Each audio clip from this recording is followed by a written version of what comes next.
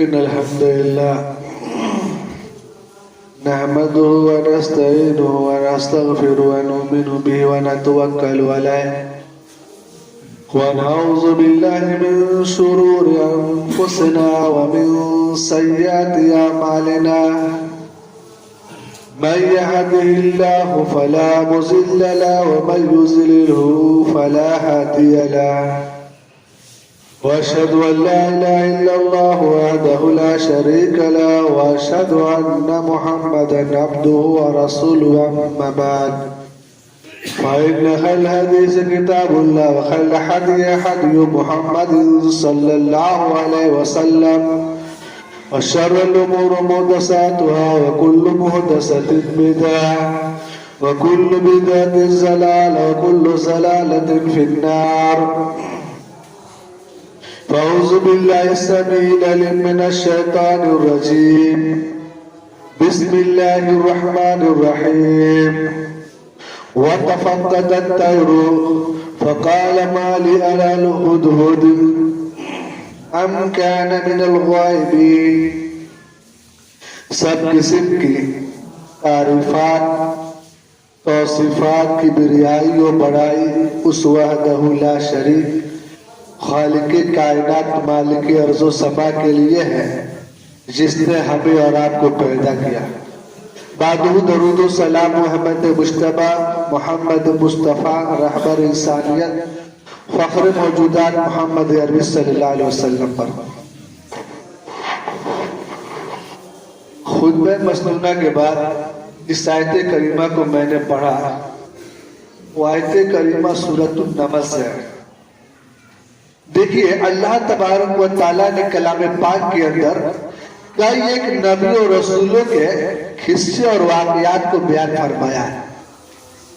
ان قصوں اور واقعات میں ہم اور آپ کے لیے درس ہے, عبرت ہے, نصیحت اور سبق ہے. کسی نبی کے بارے میں اللہ تبارک و تعالیٰ نے یوں فرمایا کہ میرا فلاں بندہ میرے لیے اس نے 9.5 سال مارے کھائے, لوگوں کے طعن و تشنیع برداشت کیے. اور کسی نبی کے بارے میں بیان فرمایا کہ میرا فلاں بندہ بہت تکلیفیں جھیلی, دکھ اٹھائے, پریشانیوں کا سامنا کیا, بیماری میں اس قدر مبتلا ہوا کہ اپنے بیگانے دوست دشمن سبوں نے منہ پھیر لیا, لیکن اس کے منہ پر ایک بھی لفظ شکوہ نہیں آیا. اتنا زیادہ صابر و شاکر گزار. کون؟ حضرت ایوب علیہ السلام. اور کسی نبی کے بارے میں کہا کہ میرا فلاں بندہ فلاں نبی نے مجھ سے مانگا, مجھ سے سوال کیا, رب ہب لی ملکا رب ہب لی ملکا لا ينبغي لأحد من بعدی. اللہ مجھے ایسی سلطنت دے, ایسی بادشاہت دے, ایسی حکومت عطا فرما کہ مجھ سے پہلے نہ کسی کو دیا ہو نہ میرے بعد کسی کو دینا. اور اللہ تبارک و تعالیٰ نے دیا ہو. اور ان واقعات کو قصوں کو بیان کر کے اللہ تبارک و تعالیٰ یہ ہم اور آپ کو سبق دے رہا ہے کہ لوگوں, امیری بھی ہماری طرف سے ہے, غریبی بھی ہماری طرف سے ہے, محتاجگی بھی ہماری طرف سے ہے, دولت بھی ہماری طرف سے ہے. تم مجھ سے مانگو, میں جس کو چاہوں ذلیل و خوار کر کے رکھ دوں, اور میں جس کو چاہوں عزت سے نواز دوں. میں جس کو چاہوں تخت سلطنت میں بیٹھا دوں, اور میں جس کو چاہوں تخت سلطنت سے اتار کر کے پھانسی کے تختے پہ لٹکا دوں. میری مرضی, میں جس کو چاہوں جنت نواز دوں. تو اللہ کہہ رہا کہ مجھ سے مانگو.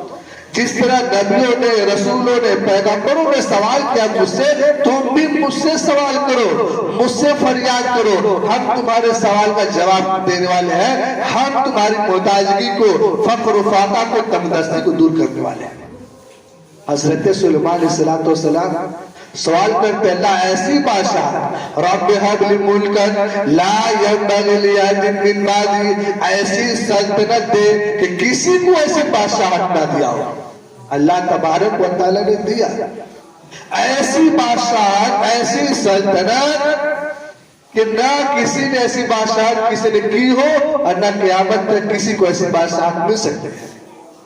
دیکھیے دنیا میں بہت سارے بادشاہ ہیں، بہت سارے گورنر ہیں، بہت سارے سلطان ہیں، لیکن ان کی حکومت، ان کی سلطنت جو ہے انسانوں ہی تک محدود رہی، انسانوں ہی پر ان کا حکم چلتا تھا۔ لیکن حضرت سلیمان علیہ السلام ایک واحد ایسے پیغمبر ہے، ایک واحد ایسے نبی رسول ہے کہ انسان تو انسان، جن جنات پر بھی ان کی حکومت، چرند و پرند پر بھی ان کی سلطنت، یہ واحد پیغمبر ہے حضرت سلیمان علیہ السلام۔ جانوروں کی بولی سمجھتے تھے، جانوروں کی زبان، پرندوں کی زبان سمجھتے تھے۔ ایک دفعہ بارش نہیں ہو رہی تھی ان کے دور میں، وہ حضرت سلیمان علیہ السلام لاہور لشکر لے کے نکلے، کہا چلو بارش نہیں ہو رہی ہے، پانی کے لیے دعا کرتے ہیں۔ نکلتے ہیں میدان کی طرف، دیکھتے ہیں کہ ایک معمولی مخلوق، اللہ کی چھوٹی سی مخلوق چیونٹی ہاتھ اور پاؤں اٹھا کے دعا کر رہی ہے، اور اللہ تبارک و تعالیٰ جو ہے اس کی فریاد کو، اس کی دعا کو قبول فرما لیا۔ لاہور لشکر کو، جن جنات کو، چرندوں پرندوں کو کہتے ہیں واپس چلو۔ دیکھا کہہ رہے حضرت اتنا جھوٹ کو اکٹھا کیے اور کہے چلو دعا کریں گے اور اب کہہ رہے واپس چلو۔ کہا ہم سے پہلے جو ہے اللہ کی ایک معمولی مخلوق چیونٹی، اس نے دعا کی بارش کے لیے اور اس کی دعا قبول ہوئی، لیکن چیونٹی کی بھی دعا قبول ہوئی۔ آدمی کہتا ہے اللہ سنتا نہیں، اللہ دیتا ہے۔ معمولی مخلوق کے چیونٹی دعا کرتے دعا قبول ہوتی ہے۔ اور ایک دفعہ تو لاہور لشکر کے لے کر کے نکلتے حضرت سلیمان علیہ السلام، تو چیونٹیوں کے جو سردار ہوتی ہے، چیونٹیوں کے جو لیڈر ہوتی ہے، قائد، وہ کہتے ہیں یا ایھا النمل ادخلوا مساکنکم، اے چیونٹیوں اپنے اپنے بلوں میں داخل ہو جاؤ، اپنے اپنے سوراخوں میں داخل ہو جاؤ۔ کیوں؟ حضرت سلیمان علیہ السلام آ رہا ہے، ان کا لاہور لشکر آ رہا ہے، کہیں تم کو لاشعوری میں کچل نہ دے، روک نہ دے، تم تباہ نہ ہو جاؤ، کہیں تم ہلاک اور برباد نہ ہو جاؤ۔ لیکن قائد ایسا ہونا چاہیے، لیڈر ایسا ہونا چاہیے کہ قوم کو پہلے سے آگاہ کر دے۔ دیکھیے وہ لیڈر ہے، قائد آگاہ کر رہی ہے، ادخلوا مساکنکم، اپنے اپنے سوراخوں میں، اپنے اپنے بلوں میں داخل ہو جاؤ۔ حضرت سلیمان علیہ السلام آ رہے ہیں، ان کا لاہور لشکر آ رہا ہے۔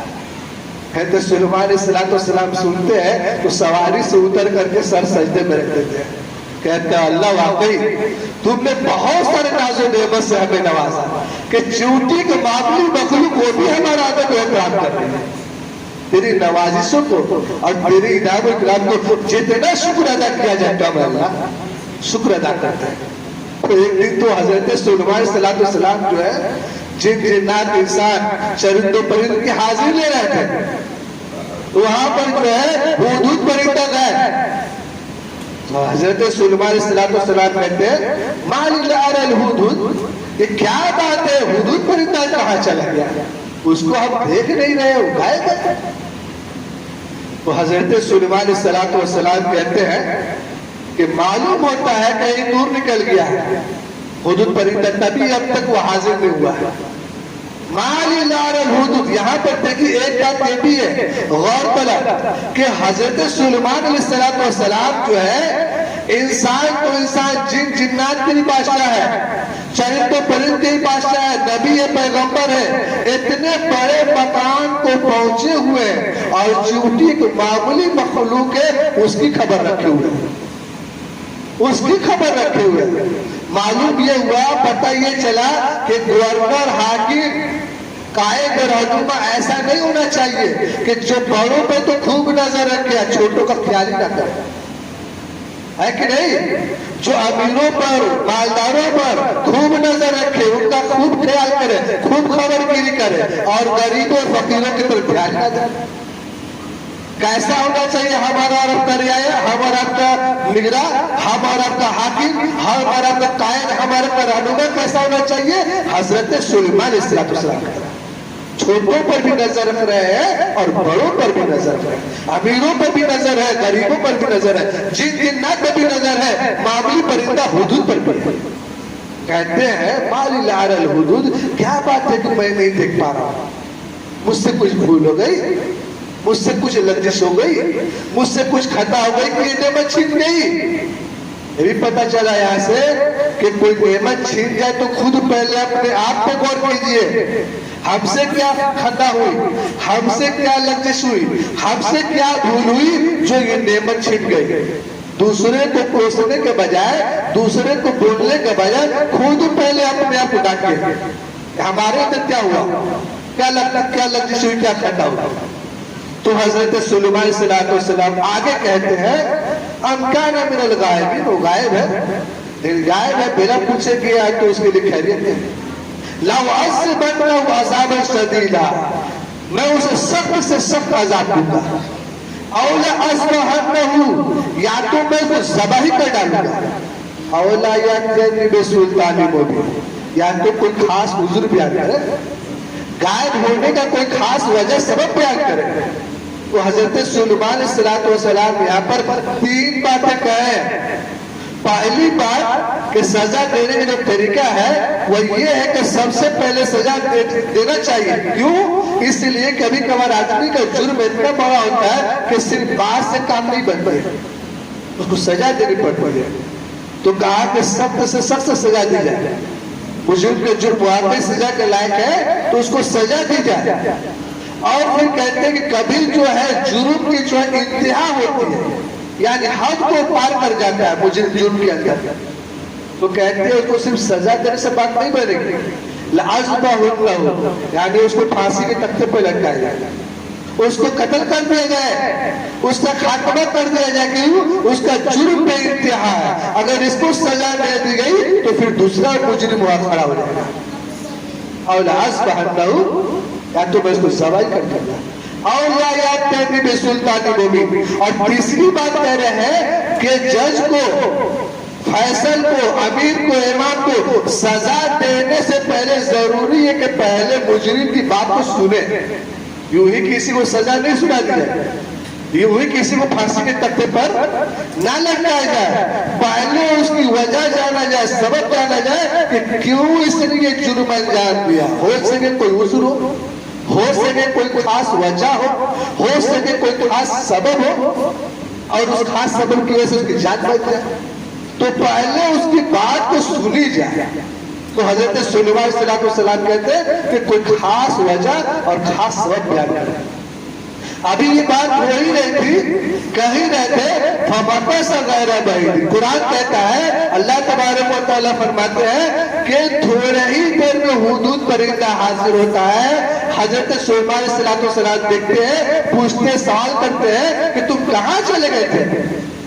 حدود پرندہ کہتا ٹھیک ہے، آپ سے بولے بغیر گئے تھے، گستاخی ہوئی، لیکن میں آپ کے لیے جو ہے ایک خاص خبر لے کر کے آیا ہوں، امپورٹنٹ، بیسٹ سے بیسٹ خبر لے کر کے آیا ہوں، احد تو بالغ تو ہندی، اتنا خاص امپورٹنٹ خبر ہے کہ آپ بھی اس کے بارے میں نہیں جانتے ہیں۔ پتہ یہ چلا کہ یہ پرندوں کا بھی عقیدہ ہے کہ نبیوں اور رسولوں کو علم غیب حاصل نہیں ہے، تبھی تو کہہ رہا ہے آپ کو بھی علم غیب نہیں ہے، ہم جو خبر لے کر کے آئے ہیں، بات لے کر کے آئے ہیں، احد تو بالغ تو ہندی، آپ بھی نہیں جانتے ہیں، پرندے کا عقیدہ ہے۔ لیکن آج ہمارے کتنے بھائیوں، کتنے دوستوں، بزرگوں کا عقیدہ ہے نہیں، ہمارے جو ہے بزرگ جو ہے بہت جانتے ہیں، بہت جانتے ہیں، یہاں سے بیٹھے بیٹھے جو ہے سعودی عرب دیکھ لیتے ہیں، مکہ مدینہ کا سیر کر لیتے ہیں۔ تو اسی لیے کچھ لوگ کہتے ہیں کیا کہتے ہیں کہ نبیوں سے ہمارے ولیوں کا درجہ زیادہ ہے، نبیوں سے ولیوں کا درجہ زیادہ ہے۔ پوچھے کیوں؟ کہا کہ اس لیے کہ نبیوں کا علم محدود ہوتا ہے، نبیوں اور رسولوں کا علم جو ہے، جانکاری ہے، محدود ہے، اللہ ان کو جتنا بتاتا ہے وہ نہیں جانتے، اس سے آگے نہیں جانتے، لیکن ہمارے ولی جو ہے ان کا علم جو ہے ایکسٹرا ہوتا ہے، وہ بیٹھے بیٹھے جو ہے دور تک دیکھ لیتے ہیں۔ تو ایک جگہ تو ہے، ایک جو ہے بزرگ پیر صاحب جو پہنچے ہوئے تھے اور کھانا رکھی ہوئی تھی عورت، تو کھانا کھانے سے پہلے کہہ رہے کیا دور دور دور دور دور، تو پوچھا کہ کیا بھگا رہا ہے؟ نہیں خانہ کعبہ میں کتا گھس رہا ہے نا، تو ان کو یہاں سے نظر آ گیا، تو جو کھانا دی تھی اس کے اندر جو ہے سالن وغیرہ بھر تھے، اب وہ بیٹھے ہوئے ہیں اور کھانے کے ساتھ سالن کے انتظار میں، تو عورت کہہ رہی کیا چیز کا انتظار کر رہے ہیں؟ ارے سالن دو ایسے کھائیں گے؟ تو عورت کہہ رہی آپ کو یہاں سے بیٹھے بیٹھے تو سعودی عرب میں مکہ خانہ کعبہ کے اندر کتا گھس رہا ہے تو پتہ چل جا رہا ہے، اور یہاں بھاگ کے نیچے سالن میں پتہ نہیں چل رہا ہے، اٹھائی تو جھڑوا دو بھاگے۔ تو ایسے ہے یعنی بیٹھے بیٹھے جو ہے خانہ کعبہ کا دیدار ہو جا رہا ہے، مکہ اور مدینہ کی زیارت ہو جا رہی ہے۔ تو حضرت سلیمان علیہ السلام کے بارے میں پرندہ کہہ رہا ہے کہ آپ کو بھی علم غیب نہیں ہے۔ اچھا مان ہی لیا جائے ہمارے بزرگوں کو جو کہہ رہے ہیں ولیوں کو جانکاری ہے نبیوں سے زیادہ، پھر بھی وہ نبیوں سے افضل نہیں ہو سکتے، کیوں؟ پرندہ کو جانکاری ہے، تو کیا سلیمان سے افضل ہو سکتے ہیں؟ ہرگز نہیں ہو سکتے ہیں، چاہے کوئی کتنا ہی بڑا عالم ہو جائے، علامہ ہو جائے، مولانا ہو جائے، فلانا ہو جائے، کتابوں کو چاٹ لے، پھر بھی وہ نبیوں اور رسولوں سے آگے نہیں بڑھ سکتا۔ کیوں؟ یہ مقام و مرتبہ ان کو خاص ملا ہے اللہ تبارک و تعالیٰ کی طرف سے۔ تو حضرت سلیمان علیہ السلام کہتے ہیں کیا خاص خبر لے کر کے آئے ہو بتاؤ؟ خاص خبر یہ لے کر کے آئے ہوں کہ میں ملک سبا گیا تھا اور وہاں پر دیکھ رہا ہوں میں کہ امراتن تملک ہوں، کہ ایک عورت ہو کر کے، خاتون ہو کر کے مردوں کی حکمرانی کر رہی ہے، مردوں کے سربراہ بنی ہوئی ہے۔ پتہ یہ چلا کہ اس دور میں یہ معیوب سمجھا جاتا تھا، تعجب خیز بات مانی جاتی تھی کہ ایک عورت ہو کر کے مردوں کی سربراہی کرے، آخر تعجب خیز بات ہے۔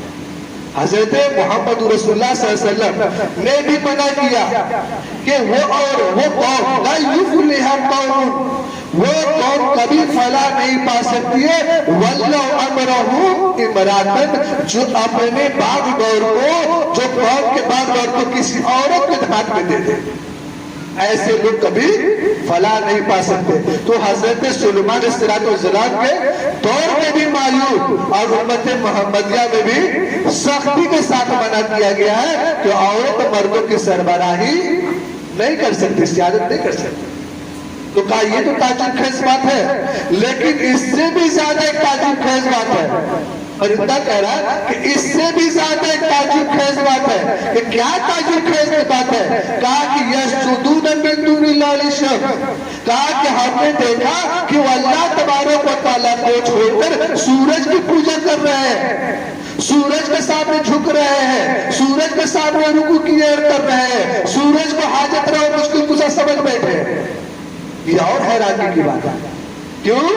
اس لیے کہ حیرانی کی بات ہے کہ انسان کو اللہ تبارک و تعالیٰ اشرف المخلوقات بنایا ہے، تمام مخلوقات میں سب سے افضل بنایا ہے، سوچنے سمجھنے کی صلاحیت دیا ہے، غلط صحیح کی تمیز دیا ہے ان کے یہاں، غور کرنے کی قوت دی ہے۔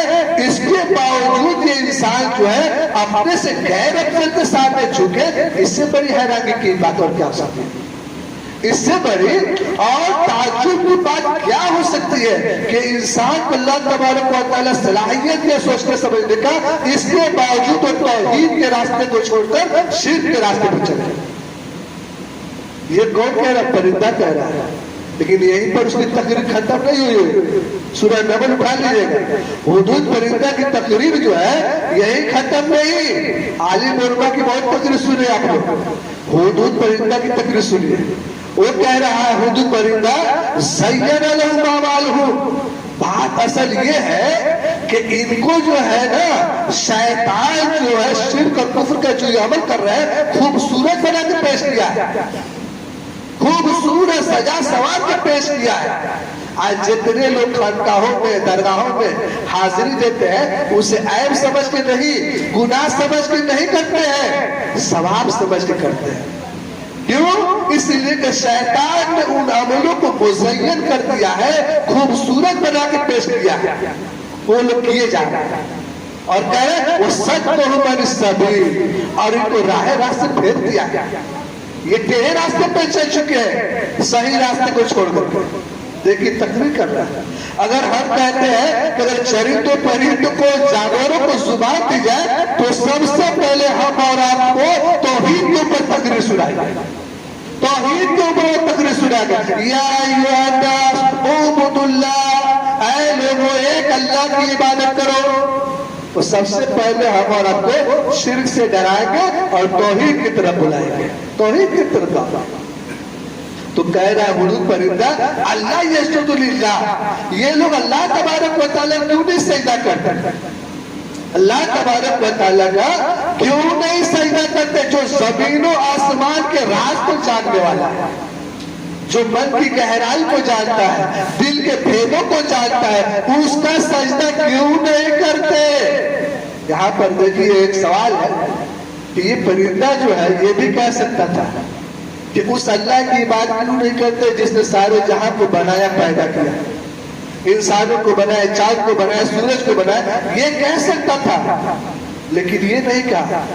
کیا کہتا ہے کہ الذی یخرج من السماوات فی الارض، جو زمین و آسمان کے چھپے ہوئے رازوں کو جانتا ہے، اس کی عبادت کیوں نہیں کرتے؟ ایسا کیوں کہتا ہے؟ بات دراصل یہ ہے کہ وہ جو پرندہ ہدہد پرندہ، اس کے اندر خاصیت کیا ہے کہ وہ دور دراز پانی ہے اور زمین کے اندر کتنا نیچے پانی ہے وہ بھاپ لیتا ہے. اللہ نے اس کے اندر یہ صلاحیت رکھی ہے. حضرت سلیمان علیہ السلام اسی لیے ہدہد کو اپنے پاس رکھتے تھے. جہاں جانا ہوتا تھا پہلے ہدہد کو بھیج دیتے تھے، جاؤ پتہ کرو پانی کدھر ہے، کس سمت میں، زمین کے نیچے تو کتنا نیچے ہے. جب یہ آگے بتاتا سلیمان علیہ السلام وہاں لشکر لے جاتے، ٹھہراتے، زمین کھدواتے، وہاں سے پانی نکلتا، خود پیتے، پورے لشکر کو پلاتا. تو اس کے اندر یہ خاصیت ہے ہدہد پرندہ کے اندر. تو یہ کہہ رہا ہے کہ ہمارے اندر یہ جو خاصیت ہے، یہ جو خوبی ہے، ہماری ذاتی خوبی نہیں ہے، یہ بھی اسی اللہ تبارک و تعالیٰ کی عطا کردہ نعمت ہے. یعلم ما تخفون، تو جو تم نے چھپا رہے ہو اس کو بھی جانتا ہے، جو تم ظاہر کر رہے ہو اس کو بھی جانتا ہے. دن کے اجالے میں کوئی نیکی کرو اسے بھی دیکھ رہا ہے، رات کی تاریکی میں کوئی برائی کرو اسے بھی جانتا ہے. کوئی چیز اسے ڈھکی چھپی نہیں ہے. تو کہہ رہا کہ اس کی عبادت کیوں نہیں کرتے؟ اللہ لا الہ الا ہو لہ العرش العظیم، کہا کہ اس کے لیے بہت بڑا عرش ہے، بہت وسیع و عریض عرش ہے اس کا، اللہ تبارک و تعالیٰ. یہاں پر یہ بھی بات ہے کہ عرش کا ذکر کیوں کیا؟ سورہ نمل اٹھا کے دیکھیے، عرش کا ذکر کیا ہے ہدہد پرندہ.